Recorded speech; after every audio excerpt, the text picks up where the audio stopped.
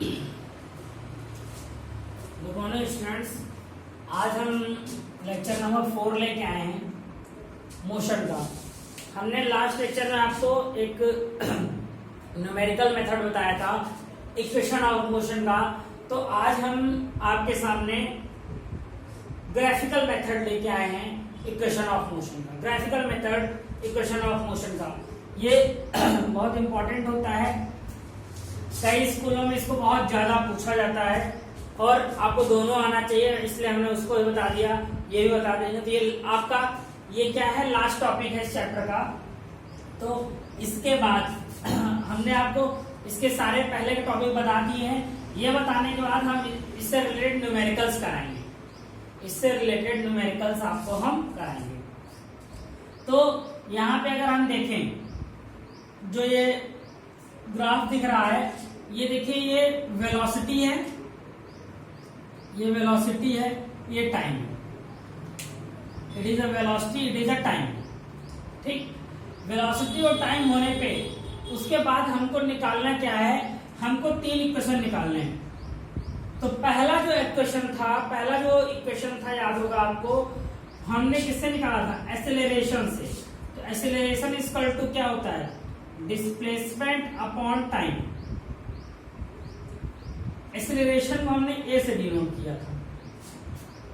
अब डिस्प्लेसमेंट इसमें क्या दिख रहा है, आप इसकी बात है। डिस्प्लेसमेंट की अगर बात करो तो हम देखिए, हमने ये ड्रॉ किया हुआ है। डिस्प्लेसमेंट का मतलब देखिए क्या है, यहां से यहां तक कोई चीज जब मूव कर रही है उसके मोशन में, अगर देखिए ये क्या है हमारा डीएफ,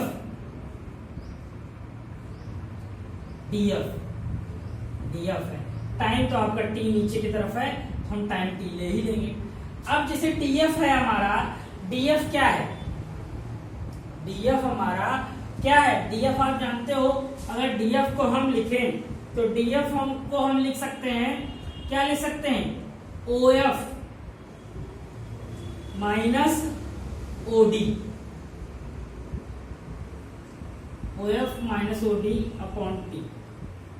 टी को हम चाहते तो यहाँ पे ओसी भी लिख सकते थे। तो अगर देखिए ये आया। अब एक चीज आप थोड़ा सा ये गौर करिएगा कि जो किसी भी चीज की जो स्टार्टिंग वेलोसिटी होती है, हम यहाँ पे लिख दे रहे हैं स्टार्टिंग वेलोसिटी, जैसे है ओडी, ओडी को यू बोलेंगे, लास्ट वेलोसिटी को वी बोलेंगे। हम स्टार्टिंग वेलोसिटी को यू बोलते हैं, जो कि स्टार्टिंग है यहाँ पे, और लास्ट वेलोसिटी ये है। तो ओडी और of, starting velocity, last velocity, मतलब जो पहला पॉइंट है वेलोसिटी का वो डी पे है, उसको यू बोल रहे हैं, यहाँ पे वी बोल रहे हैं। ये आया हमारा, यहीं से हमको v minus you by T, T इधर अगर भेज दीजिए तो 80 हो जाएगा, u को भी लेते आइए तो v equal to u plus 80, v equal to u plus 80। ये आपका देखिए हमने क्या किया है, फिर से समझ लीजिए।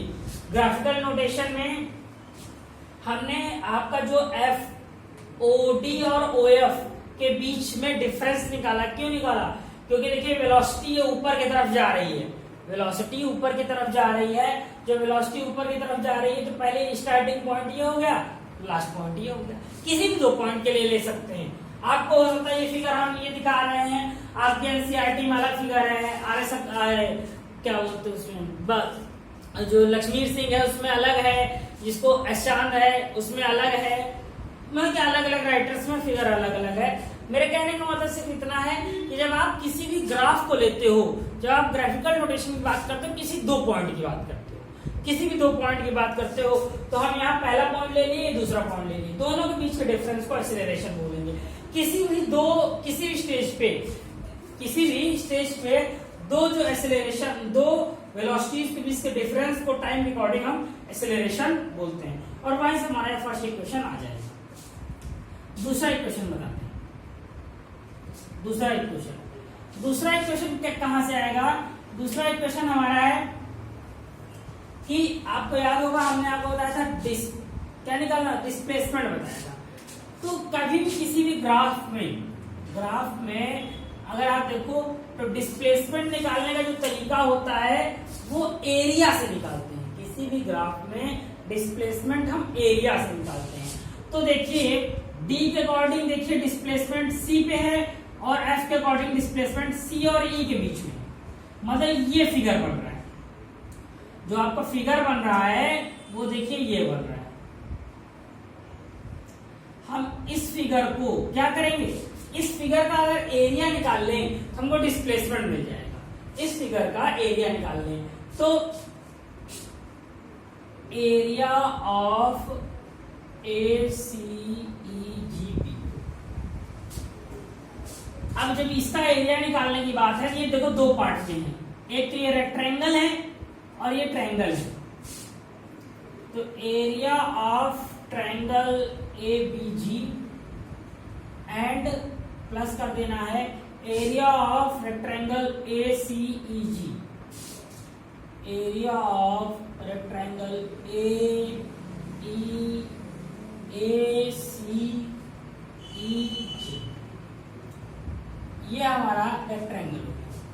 मतलब कि हमको इस ट्रायंगल का एरिया पता चल जाए और इस रेक्टेंगल का एरिया पता चल जाए, दोनों का एरिया अगर पता चल जाएगा तो दोनों के एरियाज को अगर हम ऐड कर देंगे, दोनों के एरियाज को अगर हम ऐड कर देंगे तो वहां से हमको क्या मिल जाएगा, वहां से हमको ये कंप्लीट इसका एरिया मिल जाएगा।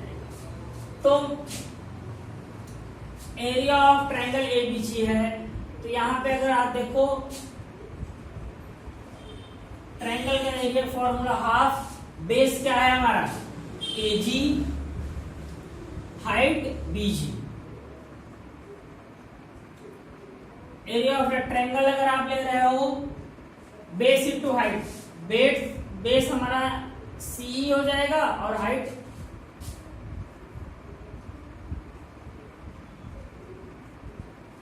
लेंथ इंटू ब्रेथ आप जिसको बोलते हो, बेस इंटू हाइट भी कह सकते हैं। तो AC इंटू सी। अब यहाँ पे देखिए ये ट्रायंगल हो गया, ये हो गया। अब इसको हमको यूवी इसके सबके फॉर्म में लाना है। तो आपको अभी हमने एक चीज बताई, क्या बताया, हम इसको यू बोल रहे हैं, हम इसको यू बोल रहे हैं और इस पूरे को वी बोल रहे हैं।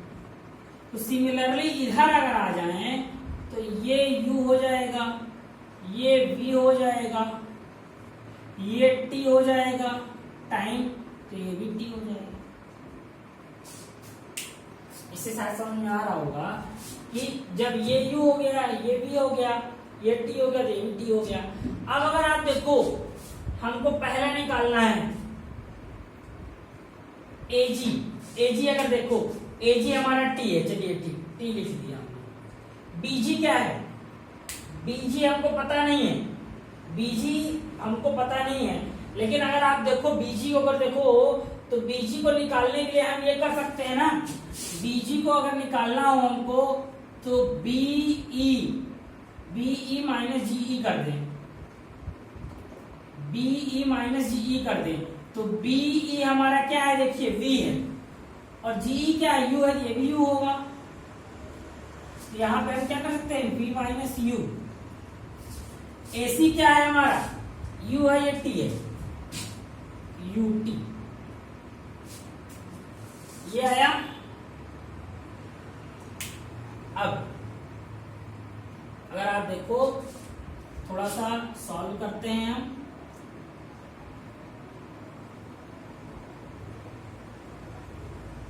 Half we T minus half U T plus U T, ये आया, ये आया हमको। अब अगर आप ध्यान दो तो इसमें ये सब्ट्रैक्ट अगर कर दोगे, यहां देखो सब्ट्रैक्ट हो जाएगा ना, तो ये क्या हो जाएगा, सब्ट्रैक्ट कर दोगे तो यहीं से हमको एक चीज मिल जाएगी, क्या मिल जाएगी, प्लस यूटी मिलेगा ना, plus ut plus half vt, ut plus half VT.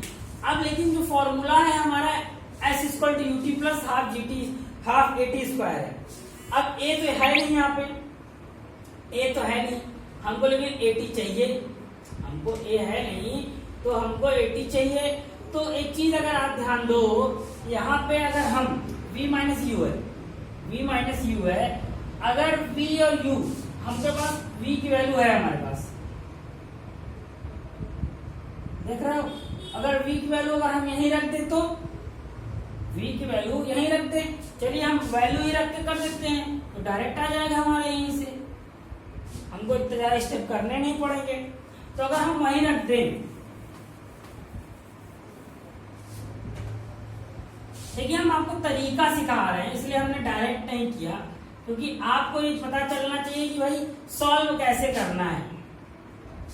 v की वैल्यू यहां रख दो, 80 प्लस u माइनस u, देखो u से u कट जाएगा, देखो क्या आ गया, ut प्लस हाफ 80 स्क्वायर आ गया ना, और डिस्प्लेसमेंट को s बोलते हैं ना हम लोग,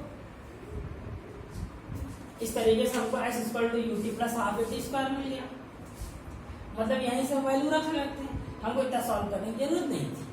ठीक, क्वेश्चन नंबर 3 की बात करते हैं, मतलब कि तो फॉर्मूला याद होगा, यही था पिछली बार भी, displacement equal to area of, ये आपका क्या है, ट्रेपीजियम भी तो है, एक ये ट्रेपीजियम भी तो है, देखो ACEB ट्रेपीजियम भी तो है, ये एक ट्रेपीजियम भी है, तो ट्रेपीजियम के एरिया फॉर्मूला क्या होता है, half sum of parallel sides, parallel sides क्या है हमारी, u और v हो जाएंगे, आराम से आप ले सकते हो, parallel sides AC plus BE, अब इनटू हाइट C, तो हाफ v प्लस u, ये t है, हाफ एक्सेलरेशन की वैल्यू से अगर हम देखें, यहां से अगर हम क्या निकाले, t की वैल्यू निकाले तो क्या आएगा, v माइनस यू बाई ए, या इसी को हम अगर v square minus you square 2a लिखें, s इधर ही रहने दें, इधर लेते आएंगे 2as u square v square, ये आपका तीनों का ग्राफिकल नोटेशन है, तीनों का ग्राफिकल नोटेशन है। तो आई थिंक तो समझ में आ गया होगा, बस ग्राफ से लिया है और सॉल्व किया है। तो आप लोग इसको थोड़ा सा देखिएगा, पढ़िएगा और इसको खुद से कीजिएगा, तो आपको अच्छे से क्लियर हो जाएगा कि ग्राफिकल नोटेशन आपका क्या होता है मोशन ऑफ इक्वेशन का। अब हम नेक्स्ट लेक्चर में इससे रिलेटेड न्यूमेरिकल्स लेके आएंगे। So guys, thank you for today.